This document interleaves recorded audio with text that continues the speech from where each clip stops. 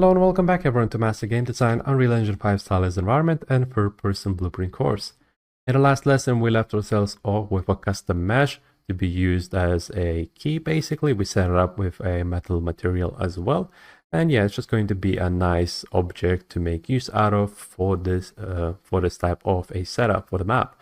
Now we're going to continue on real quick and just work with some additional objects. So it's going to be a bit more detailed for the harbor part. For example, this is a bit messed up in regards to just making it too empty as a platform.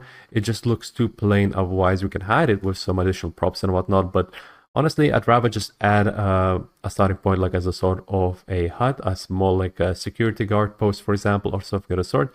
I'm just going to make use out of the type of blocks that we had, the building blocks that we set ourselves up previously, and just going to use actually the smallest one and just place it nicely on the ground, making it look quite small, like a minimalistic, like a very compact type of a building, purely just for perhaps like a single guard or something to keep watching over the bay area for the cargo ships and whatnot. I think that looks quite nice. And yeah, I'm quite happy with this building, but we obviously need, I think, like a door or something to make it look like there is an entrance or something of the sort for that guard. So we can't just leave it as is. I'm going to go ahead and add a small type of a door for it. And I think it looks much nicer in regards to that. And now, well, once we're happy with that, we can think on in regards to maybe adding additional props and whatnot. As you can see, the other side looks quite a bit plain, so maybe we can add like a window or something of the sort. But I'm not sure if we should add a window. The reason being is that this area is supposed to be quite a hot area, and usually you'd want more of a shade in such places, and you wouldn't want to have too many windows that the sun is able to get in and whatnot.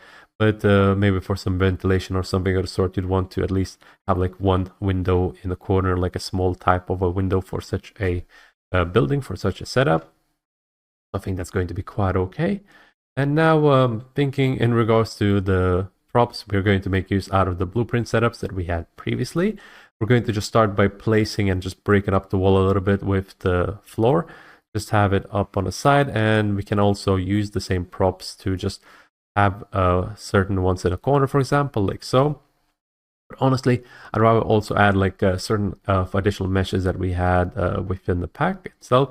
So I'm looking for something that would help us to break up this form a little bit. We can't just simply reuse the same collection, so maybe we need to set ourselves up with a different collection. But there you go, that's a nice setup. So broken boat, I think, is going to be very nice. It's a part of a harbor after all, so we're going to make use out of it. And actually, as you can see, the shape is quite long, so we're going to make use out of it in order to kind of help us with directing the eye towards the centerpiece, the clock tower as well. But we're going to first of all just kind of help us break down this single boat. Might not look quite as nice. So what's nice about using like duplicates of the props is that if you were to just rotate it completely around, it's going to not going to look like just a duplicate. You're able to get away with it looking like it's a unique piece. So that's quite nice. So there you go. I'm going to set it up like this in a sort of a triangle shape of the sorts to help us with the silhouette. I'm going to talk about it in a bit though. For now, let's go ahead and find a couple of crates or some boxes perhaps, just to help us keep that sort of a shape. It wouldn't look like it's just floating, so we want to make sure we support this overall setup like so. I'm just going to add like a barrel or two maybe on the side. Let's go ahead and have a look. And yeah, it looks quite nice from the side. I think I'm quite liking this overall setup. Let's go ahead and check in regards to the setup. I should have maybe moved the gizmo, but that's okay. As you can see from one side, it has like a nice diagonal type of a setup with some breaking points. So like the overall silhouette looks quite nice to get us a nice setup towards the clock tower. Now the other side, it had like a certain building, but it also now the boat itself is like positioned diagonally as well. So it helps us to kind of overall get that nice shape going towards it, although it's more minimalistic, but it's still there in regards to the overall eye drawing attention type of a setup. We might need to get something next to the building in between, but honestly I'd like to keep it a bit more empty. There is an island in the back and whatnot, so I'd like to get that more visible. Basically I'd like to draw attention towards that a little bit at least. And yeah, I'm pretty happy with the overall setup. I'm going to go ahead and just quickly maybe grab another crate or something just to help us break down this form, this shape just a little bit. Help us with an extra support as well. Don't want to keep it too dark basically in that section because the sun was coming from that area. And I just realized the boat is not touching the ground. Let me just go ahead and plunk it down onto the ground and final check. There you go. So it's looking quite nice overall as a scene, as a setup. I'm quite happy with the result. Let me just go ahead and add maybe a couple of extra props in the section. So maybe some in this area as well. It needs to look more like a cargo ship type of a setup after all.